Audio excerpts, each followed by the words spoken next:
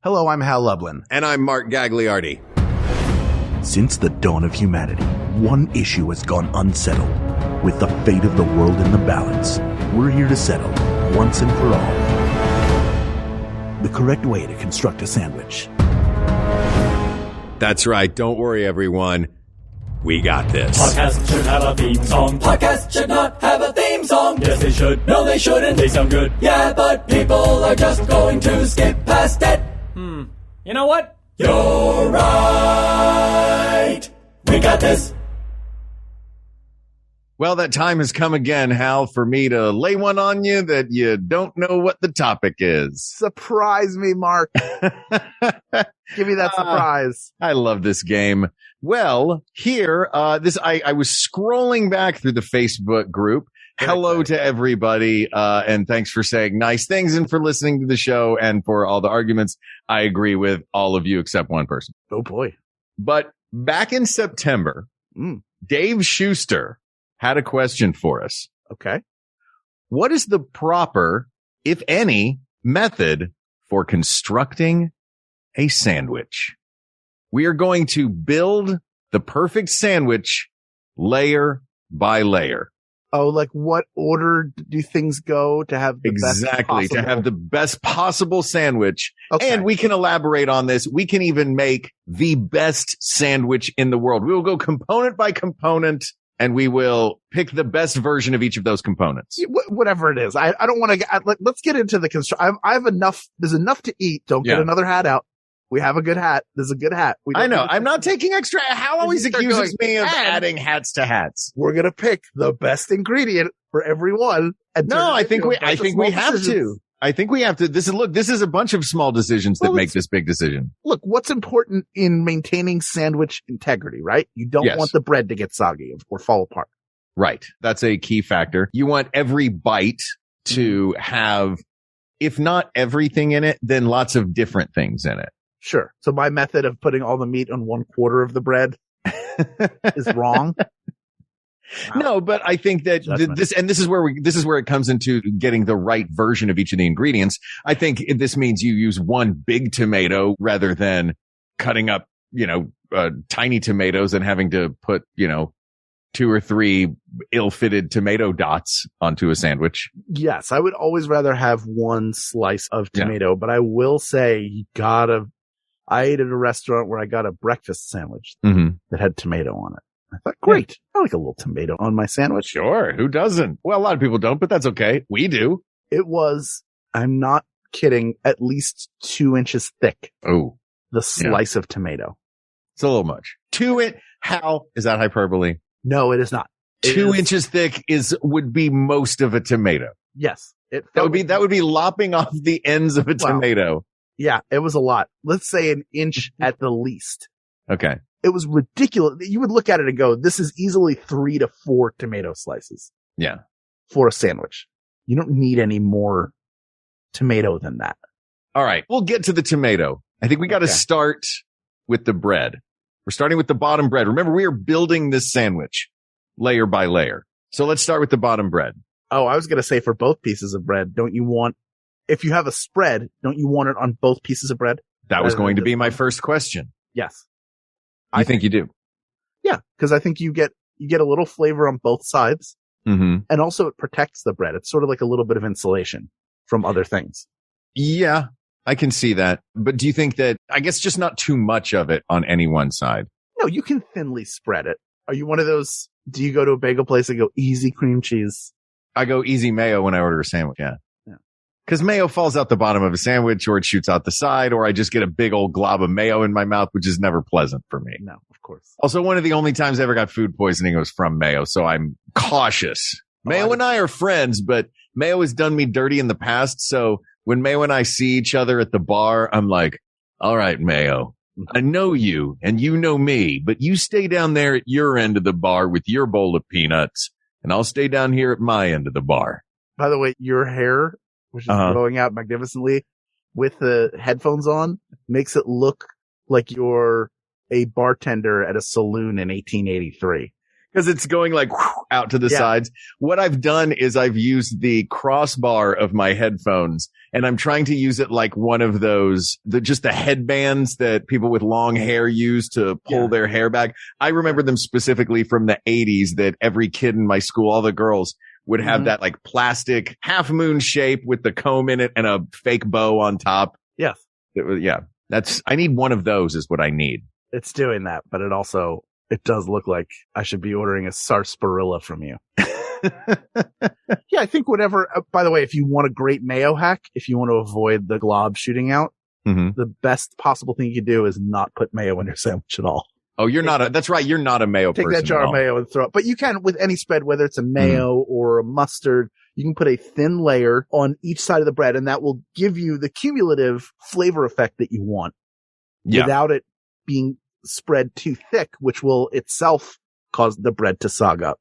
Yeah. You want to create that watertight seal. Yes. But you don't want the watertight seal itself to become, permeate. Are you the type of person that will do multiple spreads on one sandwich? And if so, will your multiple spreads, one go on one slice of bread and one go on the other? I know you're not a mayo guy. The example I would use in this is if I'm making a sandwich, I am generally, and I think I will err on the side of, in this particular case, mayo on one slice of bread, mustard on the other.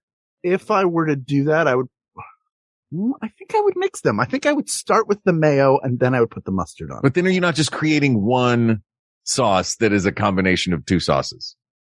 Aren't you doing that with every bite anyway? It happens in your mouth or it happens on the bread. It's not. Yeah, but shouldn't there be some sort of, shouldn't the insides of the sandwich become some sort of buffer layer between the two different sauces? No, I don't think that's the purpose. I disagree. I disagree. I think your spread, but if you put two spreads on the same slice of bread, then those two spreads become one spread and it muddies the spread. If you have a slice of bread that's got mayo on it. Now, bear in mind, I realize you're not a mayo person. Yeah. You just glared at me when I said mayo. You gave me what you talking about, Willis face. No, when I said, I disagree with your premise, but go ahead. You disagree with my premise that one should have one condiment and one should have the other. Yeah, I think you can have both. If you were going to put two condiments on, what would they be? I think mayo and mustard are actually a very good combination for a sandwich. Yeah. I would put one on, then put the other on. Or I would do let's say I'm doing ketchup and mustard on a hamburger, let's say. I can't think of any other sandwiches I would put it on. Certainly not a hot dog. I would probably do a little bit of each and then I would spread it with a knife. So they would combine, but you get flavors of each. They don't become necessarily a brand new sauce. They do work together, and mayo and mustard, that is a decent combination to have together. Let's do a little therapy. Let's go back to childhood. Go ahead. Now that I'm in therapy and loving it, I'm all about using that filter. Let's go back to childhood. I was this kind of kid, and maybe this informs my thoughts on this. I don't know if you were this kind of kid. Did you make napkin dams on your plate so that different flavors would not mix? Ooh, I don't want the applesauce getting in with the green beans. I did not like that. My favorite plates were the ones that already had the sections in it. Sure, because they reminded you of juvie. That's right. My time in juvie. Noted child felon, Hal Lublin. Always. He can't look at a divided picnic plate without thinking about his time in the Hooskow. Just can't do it. And he seems wistful about it. Like it's weird. Like he doesn't get 1,000-yard stare. He gets 1,000-yard stare, but his 1,000-yard stare is looking at a meadow and birds and is very cheery.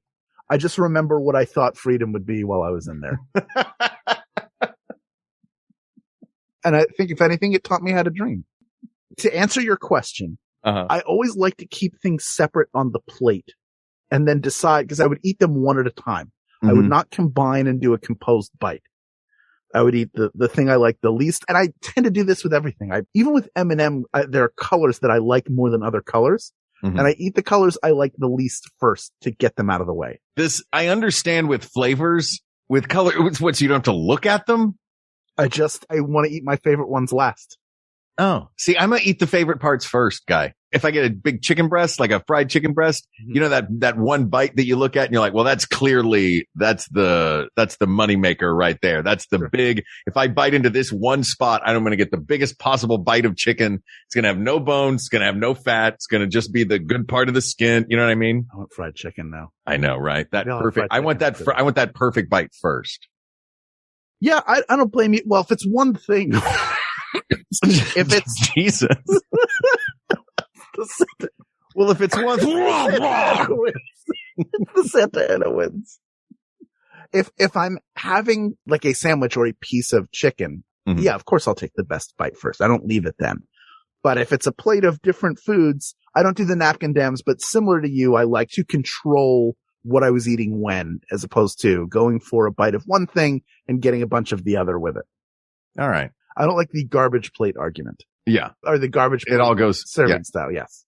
It all goes to the same place. Yeah. Like I'm just going to pile it all on and I'll take a bite of whatever. I like a little bit more control. Now over time, I've appreciated more, especially going to restaurants in a nice restaurant, taking a bite of everything and having a composed bite, because chefs work hard to create flavors that they think will go well together. And so to eat them all in one bite, like a little bit of everything, creates a really nice experience. Yeah. That's why I have the utmost respect for the Father's Office Burger, which is a brew pub in LA with a very famous burger that you are not allowed to make any substitutions on. You can't order it without a certain item. You can't replace any other items. No, this is what they're like. No, we made this burger. We crafted this thing. That's what this is. Yeah. To me, that is the craftsmanship, and the combination of that and the I like my food divided juvie style is the let's put mustard on one slice of bread and mayo on the other. Now we are putting them on both slices, right? You said we want it on both? Yes. You're doubling your workload, man. Don't you remember that old sketch? Have you spent your whole life using mustard and mayonnaise? Try mayo stirred on Mr. Show. Mayo stirred and mustanaise, and then if you were putting both of them on your sandwich, mayo, it would also kill you. Yeah, like exactly. I don't agree. I love those sketches. I don't agree that it's really that much more time. You just go like boom, boom, boom, boom, spread. All right. You just spread it out. I like the same thing on the top as you have on the bottom, because I think it gives a more complete flavor. Although sometimes if I'm going to do it, sometimes I will just do one part of the sandwich. And famously, hang on a second, I don't put any spread on my sandwich. Yes. Generally. Wait a minute. How you can't be the expert on this particular element of the sandwich then? But I've had it. I want to go back to something you just said that you don't. Since when has expertise ever stopped us from having strong opinions about anything here? Have you listened to the show? Yeah, that's true. I haven't. Is it good? It's fair to middling. You mentioned before not putting a spread on the whole sandwich. Have you in the past put some sort of a condiment on just half a sandwich? Like you were getting a pizza that was half pepperoni, half cheese? Like, have you made a sandwich that you've deliberately sauced half of and not sauced the other half? I have done where like I'll put the mustard just on like the last thing on top and then put the bread on. So the mustard just going on the sandwich and then going in there. But that's all like a super lazy, like I'm just making this quick. The opposite is what I'm asking. If you have deliberately like spread a condiment onto just half of the bread, like some sort of culinary yin yang on the bottom piece. No, if I'm making a sandwich, if I'm taking care to make a sandwich, I will put it on both sides. All right. Do you toast the bread? This is a tough one. I don't think it's necessary. I don't think it's necessary if you've got a really good piece of bread. Yeah, I'm not a big fan of toasted subs in general. I feel like it's just sort of like trendy. Yeah. But I have not found it. I like them particularly much better. Maybe the problem was I was going to Quiznos and going, yeah, may I have turkey with tomato and cucumber and some salt and pepper? And will you toast that? Because what I want more than anything in this world is hot cucumber in a sandwich. Yeah. I want all of the cold things heated up. You're the opposite of a McDLT. Yeah. You keep your hot side cold and your cold side hot. Can I have a frozen piece of cheese on top of it to gnaw on? You know what? That actually, that's an interesting question because you mentioned a sub. In talking about stacking the perfect sandwich, I think to make a stackable sandwich, I think we have to use sliced bread. I don't think we're talking about a roll here. I think we're talking about a bottom slice and a top slice. Yeah, like a hoagie or sub roll is significantly more difficult. I love watching. That's more like slice it in the side and stuff it rather than build it from the bottom up. The only sandwich I've ever seen make sense assembled in that way is a cheesesteak because of how they do it, which is generally they have to fillet that thing open. Well, yes, the bun is open, but if you were doing Cheese Whiz, then they put the Cheese Whiz on either side with, one of those spreader things. The same thing you used to put on cake icing. I can't remember. Spatula. Use a spatula to put. You were just going to let me hang on that. I really was. I was watching you struggle for the word spatula. We could have been here for a half an hour. I know, right? Half an hour for that. I would have at least given you spatch as a clue at a certain point. Like 10 minutes, like when you're in an escape room and they're like, okay, wave your hands at the camera if you need a clue. Just wave your hand at the camera and I'll say spatch. Look, you can make us take all the time we want. I don't have a recording of Jeopardy that's going to start playing in a few minutes. My recording of Jeopardy is just paused and I get 90 minutes. So we have to have this show done in 90 minutes. Fair enough. So you either take the Cheese Whiz and you use the spatula and spread it on each side, and then the meat and the onions are already there mixed, or just the meat, whatever, and you put it on top and then scoop it from underneath, and then you have your sandwich. Right. If you're doing it with a provolone or an American or another kind of cheese, you put the cheese on the meat, which is already assembled and ready for the sandwich. Either way, the cheese winds up on the bottom, which is important to that sandwich because the meat is so greasy, it's going to come through it. It's going to soak through the bread eventually anyway, but the cheese acts as a barrier there.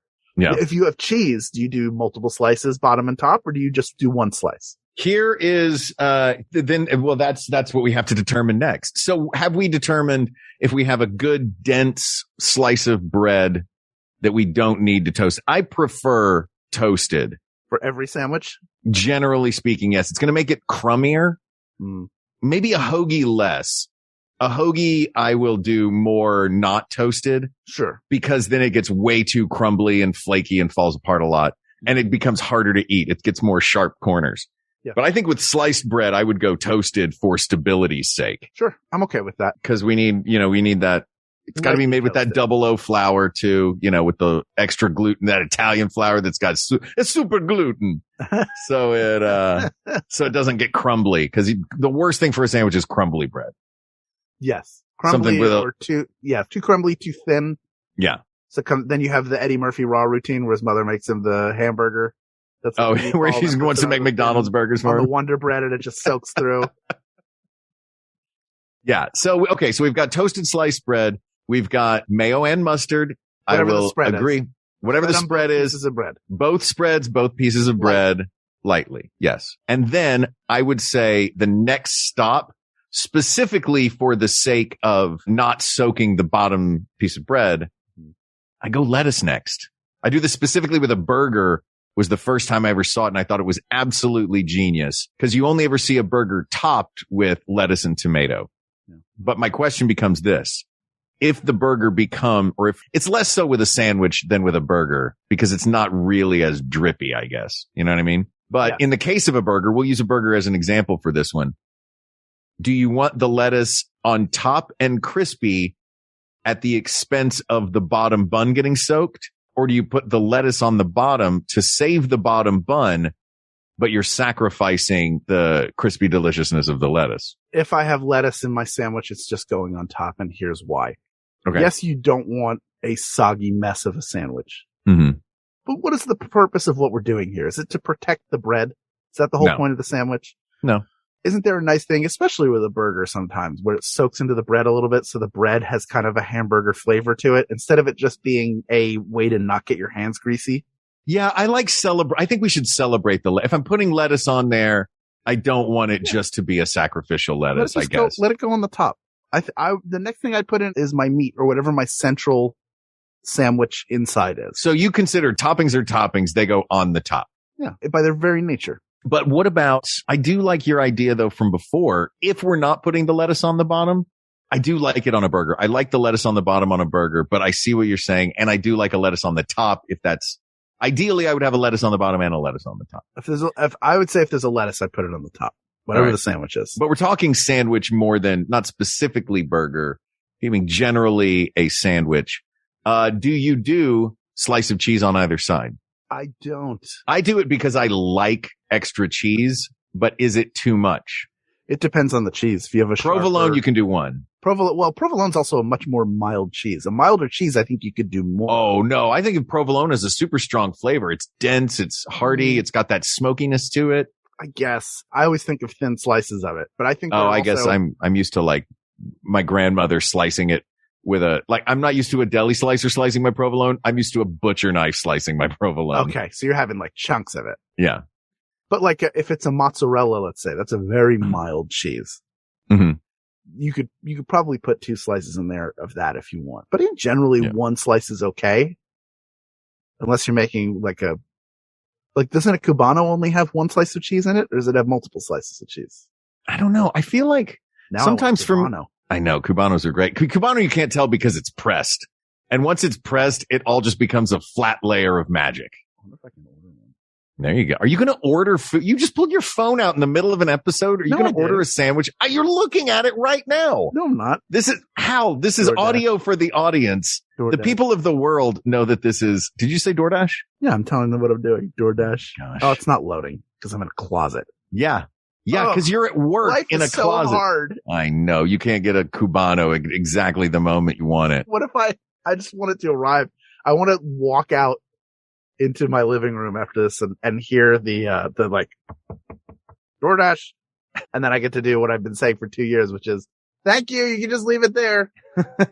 Here's another problem with I like the double slice of cheese because sometimes if a slice of cheese is too thin and there's a bunch of stuff in the sandwich, it depends on how full the sandwich is. If there's a lot of toppings, I definitely go 2 slices of cheese because otherwise I'm like, what's the point of putting cheese on the sandwich if I can barely taste it anyway because there's so much stuff on here? True. But the downside of that is if you've got this mayo mustard slick bread and you put that slice of cheese on it, you get the slippy slide is real easy to have happen. The meat goes next. Yeah, I think the meat might go next. I think if you're doing 2 slices of cheese, you do them together.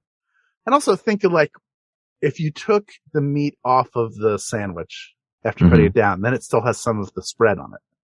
Yeah. Still have some of that flavor in it, which is a weird thing, but it also means that's what's immediately pulling that flavor. And I think you want the stuff on top is completes the flavor. And I think it's okay. Me, the last thing I would put would be the lettuce. And so then the spread, I think, works well on the lettuce, but I also think it works well on the meat or whatever the filling is, especially if you're having. Yeah, I like the spread. I like the lettuce as the last step with the spread getting on the lettuce. Yeah. It's almost like salad dressing. If you were a vegetarian, if you were having a fried tofu sandwich or something like that, you want the spread to be as close to it as possible because it will take on more flavor that way. Yeah. But you need flavor. Tofu has to soak up some flavor like a sponge. You don't necessarily need pastrami to soak up any extra flavor from anything. It's going to be complementary to it. Exactly. You want the complementary flavor. Yeah. I think you want it to be closer to whatever it's complementing. Okay. So let's take a quick break. And then when we get back from the break, let's talk about meat and how we're supposed to stack our meat on this sandwich. Deal? Do it. All right. We'll be right back. In the meantime, here are some of the other fantastic podcasts on the Maximum Fun Network. We'll be right back. Hi, I'm Janet Varney. And just like you, I survived high school. And we're not alone. On my podcast, The JV Club, I invite some of my friends to share the highs and lows of their teen years. Like moments with Aisha Tyler. But when you're a kid, the stakes are just pretty low. Go to school, try not to get in trouble, get laid. Jamila Jamil. I watched television probably every waking hour during that time when I was shit-faced on medicine. And Dave Holmes. We talked, and then everybody left. It was just us two, and I was like, I love you. Learn how you too can be a functioning adult after the drama and heartbreak of high school. Every week on the JV Club with Janet Varney. Find it on Maximum Fun. Or wherever you get your podcasts. This is a judgment-free show. We have wasted this world. Our magic put a storm in the sky that has rendered the surface of our planet uninhabitable. But beneath the surface, well, that's another story entirely. In a city built leagues below the apocalypse, survivors of the storm forge paths through a strange new world. Some seek salvation for their homeland above. Others seek to chart the vast undersea expanse outside the city's walls. And others still seek, what else? Fortune and glory. Dive into the Ether Sea, the latest campaign from the Adventure Zone, every other Thursday on MaximumFun.org or wherever you listen to podcasts. All right, let's talk about meat, Hal. Okay, let's talk about it. All right, because you mentioned before, like, if meat is the next layer and you'd like to get a little bit, and as do I, a little bit of the condiments on the meat. You don't want the barbecue sauce to not be on the barbecue, right? Right.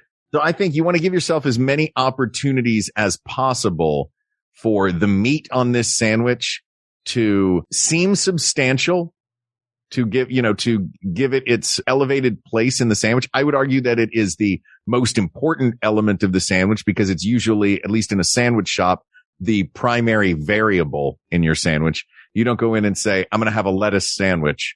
You go in and say, I'm going to have a ham sandwich or I'm going to have a turkey sandwich, right? Or whatever you're going to have. So I think that this needs to be featured in a certain way. I would argue that if you're using deli cold cut slices, just flat ain't going to cut it. I like it to look like the packaging for the sliced meat itself. So like if it's thin sliced, I like to drop it on in little, give it some clumps. Yeah. Give it some, nooks and crannies in there. You know what I mean? Yeah. Or rolls. I've done the kind of ribbony, zigzag it ribbon style. You don't like zigzag ribbons? I don't like it as zigzag ribbons or in a roll. Hey, let me ask you this. Yeah. Because my favorite bread to make a sandwich with is a seedless rye, which is a specific shape.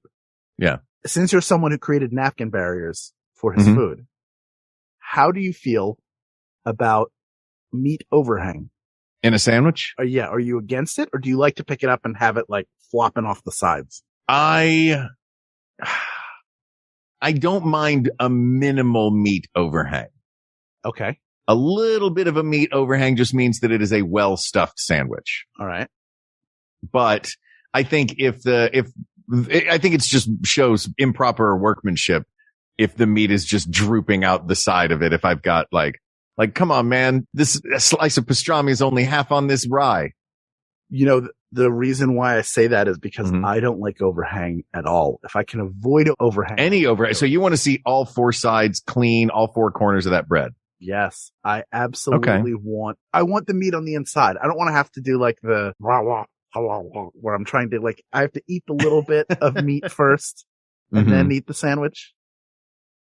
Yeah, no, you want like I said, it's never bothered me before, but a little bit of the overhang never bothered me. I've never enjoyed a sandwich that was overhanging with meat so much that I had to do the corn on the cob nibble my way around the outside until I have shorn it down into a square shape again. Right. I think the other way to make the meat more substantial, and which this also makes the sandwich taller, is just put more meat. You know what I mean? There's something to be said for a Schwartz's deli sandwich. That meat is not curled up or wadded or wrinkled in any way. That is straight up flat, and it's still an inch tall on that sandwich. That's because you're eating 40 slices of it, and it is delicious. Have I never talked to you in the 7 years we've done this podcast? Have I never talked about the sandwiches I used to make when I watched wrestling in high school? You told me you made some real Dagwoods. But I walked you through it, right? I don't think you ever walked me through I don't remember you walking me through the process. Okay. You may have walked me through the process, but we have talked a lot on this show, so let's do it again. We're just an old married couple. Exactly. We dined at 8. We know everybody's story. Yeah. Never met. This is what I'll do. Seedless rye. First turkey breast. Fold. And I like to fold them in half, but then stack them opposite one another. So you sort of cover the entire piece of bread. Then ham. Okay. Then rare roast beef or just roast beef. Then corned beef. Ooh. Then sliced tomato. Then another piece of bread. And that's it. Just straight up meat. Several inches thick. I was going to say, how thick is each of the layers of the meats? It's more when they combine, it's very thick. Thicker than that piece of tomato I got on that one sandwich at that restaurant. That feels like that might be for cold cuts, for the perfect for Hal sandwich while watching wrestling. Yes. I would not do that for anybody else. That might be a bit much for the perfect sandwich. But while we're talking about the meat, let me ask you this. Yes. Do you think that and this isn't necessarily the question of this episode, but do you think that the perfect sandwich that we're trying to craft now, the meat on that sandwich is cold cuts or recently cooked and sliced? I like a cold cut. I think that what we've been talking about, the sandwich we've been creating so far has been a cold cut sandwich, pretty much. Yeah. Hot sandwiches feel like specialty sandwiches. To make a meatball sub, for example, you got to go make the meatballs. You have to make them, then put them in the sauce, then put everything together, then toast it. And that's a completely different, or making a cheesesteak or making a hot pastrami. Like, but there is a difference. There is a difference between, I think a corned beef sandwich where it's still sliced, but it was recently cooked, or a turkey breast sandwich that is like Thanksgiving leftover turkey breast sandwich where it's not a processed thin sliced meat. You know, the leftover sandwich has already gotten its due. That's true. We have given the leftover sandwich its victory in this. And I will also tell you that the corned beef that I had growing up was cold corned beef, because it was almost always off of a deli platter someone had ordered. It was thinly sliced, like almost paper thin corned beef, where you would see like the rainbow in it. See, I'm thinking of like Irish corned beef. Yeah, well, you know what I mean? Like that big, thick, where it's like slabs from the big brisket, like a sliced a corned beef brisket. The first time that I had that, I heard the Age of Aquarius in my head. I didn't know how big a deal. I was like, well, it's hot corned beef. It's just corned beef, but it's hot. No, it's thin slices. And it's a whole different thing. Chunks of corned beef. I think it was in New York. It might have been, on one of our gigs. No, it was a time I visited. It was the famous place on Times Square, not Katz. Oh, Cantor's. No, that Cantor's isn't. No, not Cantor's. Carnegie. Yes. Carnegie Deli. And where they stack them up like, 4 or 5 inches tall. And you get a hot corned beef sandwich. Yeah. And it's I was shocked at what a difference it was. Cause it is a difference. It's a very different sandwich. It has the fats. It's been simmering. It's a lot juicier, because the stuff that I had growing up was very flavorful, but by the time you store it cold, it gets dry. Yeah. It is also dry meat. Yeah. And yeah, you want some of that juiciness to it. Like, I keep thinking in this about when talking about meat on a sandwich, nothing to me beats a Montreal smoked meat sandwich, which is basically a pastrami sandwich. And all the pastrami I had growing up was Oscar Mayer, thin sliced pastrami. You know what I mean? Yes. And then I tried this thing and I'm like, oh, that's what this is supposed to taste like. Exactly. But for purposes of this, we are the ones at home crafting this sandwich. Cold cuts is what we're using. Yeah. So we're giving it some sort of, and we're dropping it, wrinkly style so that it, catches. Sure. Yes. Thin sliced, but a lot of it. Yeah. Right? Well, the way I do it is like each is different. If it's thin, I think you can clump it. If it's thicker, I think you fold it in half. But either way, we don't want significant overhang. We don't want significant overhang, and we want height. Yes. Even if there's negative space in there, we want some height. Yeah. All right. It'll compress. Now, do we go cheese next or toppings next? Do we want the cheese next to the bread, or do we want the cheese next to the meat? I would do the cheese next to the meat. Agreed. So next we go, I say 2 slices. I'm a 2 slices guy. We're making a pretty big sandwich. We're going to put some toppings on it. Okay. That's fine with me. I think we're talking about, we're getting into the nitty gritty, but we're giving the general spread on bread. Spread on bread. Cheese. Meat in whatever the tallest way you can make the meat tall. Tall meat. Cheese next. 1 or 2 slices. I say 2. It filling too, because you can get a meatless deli meat. You can get whatever it is. When we say meat, it's in quotes. Your protein, your primary protein. Protein. There you go. Then on top of that, you go tomato directly above the cheese. Yes, that's correct. Is that not slick surface to slick surface? So you got to put something on the other side that's going to hold it in place. Sandpaper, then a series of suction cups, then tomato. No, I think you're okay. All right. I don't think it's not ice. That's true. It is slick, but you're also not holding it. I mean, do you hold a sandwich like one hand on top of the other and then slide it back and forth and vibrate as you? Yeah, you. I mean, look, man. You're holding it in. If I don't have it wrapped in foil or a bag or a paper towel, there's a darn good chance that the second I take a bite of a sandwich that's got multiple slices of cheese, mayo, and the tomato slices and lots of slick, flat surfaces, that something is going to go shooting out the back of that sandwich. That's true. We want to avoid that. We don't want that. But I think that works as long as we've got something with a little bit of texture as the next layer. Now let's talk more toppings. What else are we putting on this sandwich? Is it just lettuce, tomato? If I were going to put anything else on a sandwich, it would probably be pickles, and that's it. Yeah, I'm with you. Not in olives, not onions. I don't like red onions. I don't like tiny stuff. Yeah. I don't like tiny stuff that can fall off. Olives are tiny and can fall off. Yeah. I do like pickles on it. Yeah. Do you like the sandwich stack? Are we talking sandwich stacker pickles? Like the ones that are the big flat one? Yeah, that's what I prefer. Yeah. I think we go sandwich stackers. Yeah. On top of the tomatoes? We're doing one slice of tomato, right? One wide slice. So okay. Let me ask you, a couple of super thin slices or one decent sized slice? Because once you start making a roof line, then stuff's going to fall. Yeah. If you get that hump in the middle. Yeah. You know what I mean? You don't want a sandwich that's got like a bulge in the middle because you've stacked multiple things up like a deck of cards that have been shuffled but not shoved back together again. Correct. Yeah. All right. I'm with you on that. I bet you could find a really good heirloom tomato that was exactly the right shape for whatever bread you had. Yeah. And also that's what a mandolin slicer is for. Yeah, that's true. I do like my mandolin. If you thinly slice tomato, then you can stack them that way because they're going to have more give. If it's like that hunk of tomato that was put in my sandwich at that restaurant I'm not going to name, you couldn't put another one on top. It would look like Moses had rested the 2 tablets from Mount Sinai for a second on someone's sandwich. The image that you've put in my head of that is, you know, that little stacking thing where they give a toddler, like, here's a stick and put these rings over it. Yeah. Yeah. Thicker than it's that. Not. Thicker than the biggest ring at the bottom. That's how thick it was. It was offensive. I looked at it, I was like, what do you take me for? That I'm going to and I got the stripped down version of the sandwich. You know me. Mm-hmm. I'm a basic gentleman. Sure. I know. I've seen you eat. It's mostly tan. It's mostly tan. Well, I said, give me the eggs, give me the bacon, and give me the tomato. That's all I want. Yeah. Bacon, egg, and tomato. Give me a bet sandwich. Classic. And it came, and it was an offensive amount of tomato. And had the other ingredients been involved. Do you think that and there was cheese too. Cheese in it too.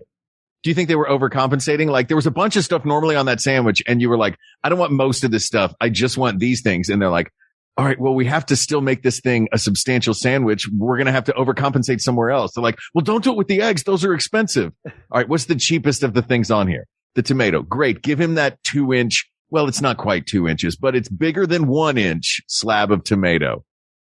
It was so thick that I couldn't wrap my head around the line of thinking that would make a sane human being say to themselves, this is okay to serve to a customer.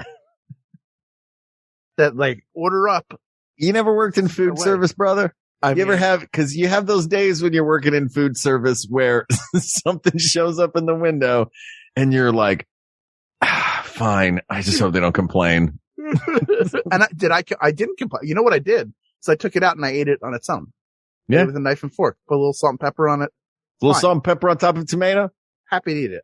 Delicious. But in the sandwich, it was offensive. I'm sorry you were offended by this sandwich. You know what is of all the problems that a person can have? Yeah. It's got to be top 3. All right. Speaking of topping things, yes. Let's now add, because it seems like we've reached the pickle point. And once you reach the pickle point, there's only one more place to go, and that's to lettuce land. So now we are in lettuce land. What is the correct lettuce for our sandwich? I think it's an iceberg because it has the best hold. And it doesn't have, like, I wouldn't put an arugula on a sandwich or. No. Too tiny. What about iceberg's so, there's no substance to it. You know what I mean? It's barely even green. What do you want it to, what do you I want that curly leaf. I want that big leaf curly lettuce. I want my sandwich to look like the sandwich that set dressing put together. Do you know the name of the lettuce that you want? Curly leaf. That's not what it's called. What's it called? It's called sandwich lettuce. Do you mean butter lettuce where it's like green with some purple in it? Hold on. Now I gotta look this up. Radicchio, which sounds like a Harry Potter spell. What's the curly lettuce called? Coral lettuce. Interesting. It's also just called, or it's just called green leaf lettuce. Is the one with the little bit of purple on it? That's butter lettuce. I think I would do a butter lettuce. I like a butter lettuce. It's got more flavor to it. Coral lettuce is fine. I mean, it's curly, but I want a curly one because it feels like it's going to it's like too much in the sandwich. No, you don't have to put too much. I don't want it taking over my sandwich. It's not going to take over you. Hal, I promise. Just eat it. Just try it. Have you heard about the tomato slice I had? That lettuce could very easily take over. It looks like a chia pet. You're not using a wad of frisee. You're just putting like one piece of, it looks like coral. That's why it's called coral lettuce, I bet. All right. No, we're not talking about we're not talking about the coral lettuce. We're talking about green leaf lettuce. Green leaf lettuce. Fine. Look up green leaf lettuce. All right. I'm looking it up right now. This is the best part of the podcast. When Hal looks things up, and I assume he can't hear me when I say leaf lettuce. Oh, Hal, no. This is no. What do you mean no? I don't want this. Why don't I don't want this lettuce. Why? What makes that lettuce? It's what? It's boring. It's infinitely more interesting than iceberg. Maybe not as interesting as butter. So I will say, if we're making a sandwich, butter lettuce, I will go with you on that road. I will take the butter lettuce road with you and say that I'm 100% down. Yeah. I like a rainbow leaf is also nice too, or red leaf rather. Mm-hmm. I was looking at rainbow chard. No, a red leaf is also nice too. It gives you a little color. It has a decent sort of flavor to it. Yeah. Butter lettuce has the nooks and crannies. Mm-hmm. It's, also known as bib lettuce. Yeah. Yeah. It's got the curly cuteness to it. It's got sort of that unctuousness that's nice too. You know what I mean? Yes. Maybe that's why they call it butter lettuce. That's right. Yeah. All right. I'm on that team. As long as it's not iceberg. I don't hate iceberg. Iceberg has its place. It's nice. It's cool. It's crisp, but it's kind of boring for this, I think. Okay. If we're crafting the best tall sandwich. Is this the whole sandwich? I think this is the whole sandwich. And the top bread has the exact same spread combo as the bottom bread. Uh-huh. All right. One final question then for this episode, Hal. Toothpick. Okay. 2 final questions for this episode, Hal. How do you cut it? Diagonal or in half down the middle? I have to cut it? Yeah, you have to cut it. I do. I cut it with my teeth when I eat it. No, you monster. Cut it. You got to cut it. For what? Because it's a sandwich. You want it to look, we're creating the perfect, beautiful sandwich. It's going to hold. I'm going to eat it now. If we're creating the perfect sandwich, we want to cut it in half so we can open it up and look at our handiwork. For heaven's sake. If it's a square piece of bread, you cut it diagonally. That's the only answer. Yeah, you want those corners. Yeah, I know what you want here. You want it to look, you're all about the presentation. I'm all about that. You eat with your eyes, man. You eat with your eyes. And if it's a rye bread where it's rounded, you cut it from the top down in half. Oh, you go that's true, because that's a big oval. It's a rounded, so then you get 2 sort of semicircles out of it. What do you think of the places that do it where it's, instead of 2 semicircles, they do it just kind of at a weird diagonal? I've seen that before in places where they're like, hey, we still got to cut it diagonal, but, it's the round rye bread. So this is as good as we can do. To me, that's better than when they like cut it at a severe angle. Yeah. They're like, look. Then you have it look like 2 teardrops. Yeah. I don't need that in my life.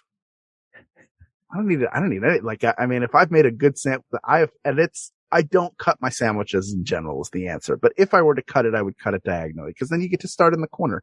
Yeah. The corner's nice. Yeah. Do you do the green olive with the pimento in it on the toothpick on the top so it looks like a straight up Dagwood sandwich? No, if I would throw that olive in the garbage immediately on sight. How have we done so many episodes about food when there's so many foods that you hate? Because there are so few foods that I love and I love them deeply. That's true. And we didn't do best olive. We did do best cake. I mean, we didn't really eat a lot of meals together before I met Jennifer, but she really did increase the number of things that I ate. I was more willing to try stuff with her, things that I've enjoyed more. And I'm a little bit more adventurous, but I also know what I like. Mm-hmm. And so, I like that. I'm going to get it. I'm not feeling adventurous. What's your favorite thing that she's introduced you to that you had not had before you met her? Oh. Food wise? Okay. I'll ask, this is a double. This is a little side thing. Yeah. This is a double. Food wise and non-food wise. Favorite thing she's introduced me to non-food wise. Yeah. Ooh. Downton Abbey. Food. Awesome. Hold on a second. I'm going to go ask because I want to answer this. Hold on. Okay. A couple things. One is collard greens. Never thought I would eat those. Ooh, I like collard greens a lot. Did you have them first on New Year's Day? No, I had them at just a family gathering, but then I learned about that Yeah. So I've attempted to make them before. It's really tough because I didn't do it right in how I made it, but you got to cook collard greens. Yeah. And you need to cook them and actually pretty hard. Put like pork or whatever you're flavoring them in there for a nice long time. And I didn't do that. I got kind of impatient about it. Another thing is pecan pie. Ooh. So she's introduced you to some Southern classics. Yeah. And chicken and dumplings is something I'd never had before that I might not have quite known what it was, but it's amazing. And blueberries. I actually didn't eat a lot of blueberries before, but I will eat them in things a lot more now than I ever would before. Right on. So there you go. I like that. None of those are going on my sandwich. No. Have we finished our sandwich, Hal? Do we have the completed sandwich? I think we do. Let's see if we can put it together starting at the bottom. People of the world, here is how you construct a perfect sandwich. Go ahead, Mark. Toasted sliced bread. And then spread any of your spreads on both slices of bread. Thin. Yeah. Let's go from the bottom. Yes, from the bottom. Take it from the top, on the bottom. People of the world, here is how you construct the perfect sandwich by Mark Gagliardi and Hal Lublin. Step 1. Bottom slice of bread, toasted with whatever spread you want, spread thinly on it. Number 2. Meat. If it's thin sliced, laid in little wrinkly knobs.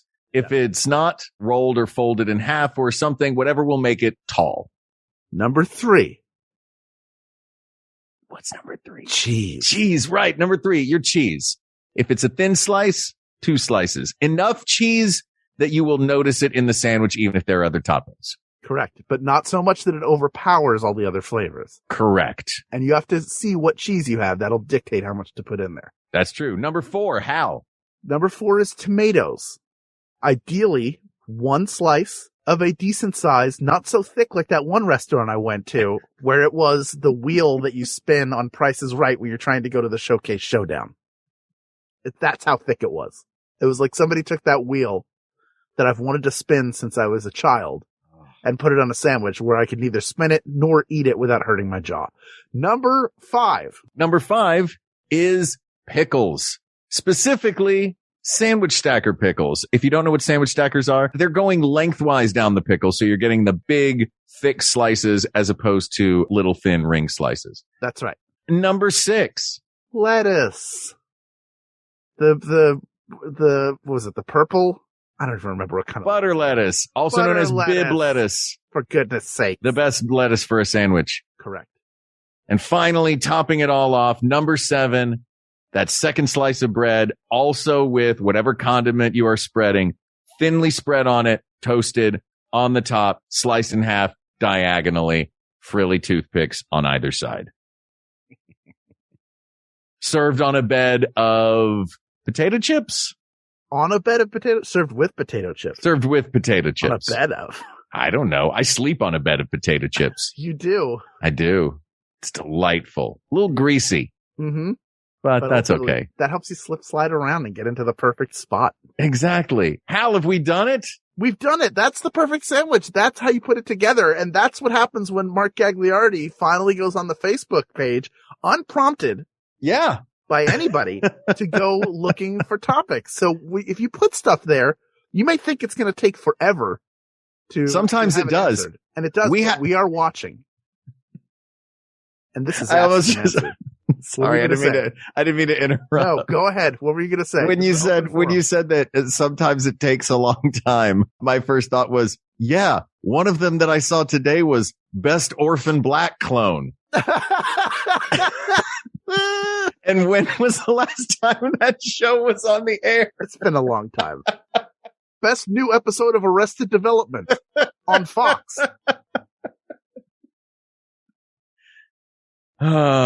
Best episode of The Simpsons from its first 9 seasons. Best dance to do for the Harlem Shake. Anyway. All right, Ken's telling us to wrap it up. We're wrapping it up. If you're wondering why these episodes are shorter, it's because Ken tells us, he's like, stop talking. Yeah. Gosh. And then we stop. Well, this topic is closed, but there are many more topics to discuss. So please reach out to us on Twitter, or you can email us at wegotThisPodcast@gmail.com, or you can go to our Facebook group, facebook.com/groups/wegotThisPodcast, where you can discuss how you build your perfect sandwich and see how it compares to the now definitive correct answer. And yes, for those of you wondering, because you didn't want that hanging chat of a story, I did order a Cuban sandwich. It will be delivered in about 45 minutes. You jerk. When you went out there and said you were talking to Jen, were you ordering a Cuban sandwich? No, I came back in here and did it. While I was talking? Yeah. Thank you to producer Ken Plume. Thank you to producer Ken Plume, who has his own wonderful podcast called A Bit of a Chat with Ken Plume, where you can hear great conversations and interviews with people whose work you adore, and maybe even discover some new people whose work you will adore. You can listen to that wherever you get your podcasts. Thank you also to researcher Kate McManus, graphic designer Uri Kelman, and QA engineer Jen Alba. And thanks, of course, to Jonathan Dinerstein and Mike Furman for our score and theme song, respectively. And thanks to you, the people of the world. You know, I think the perfect way to stack this up is the joy that you bring us for doing this podcast, the chance that everybody gets to talk to one another and argue about the topics in the fun, delightful, and joyful space that is our Facebook page, and the opportunity that you give Hal and I to talk about silly, fun things that we love. That stack right there is the perfect We Got This sandwich, and I want to take a great big bite of it every week. Thank you for joining us for that meal every week. Thank you, thank you, thank you. For Hal Lublin, I'm Mark Gagliardi. For Mark Gagliardi, I'm Hal Lublin, and don't worry, everybody. We got this. We got this. MaximumFun.org. Comedy and culture. Artist owned, audience supported.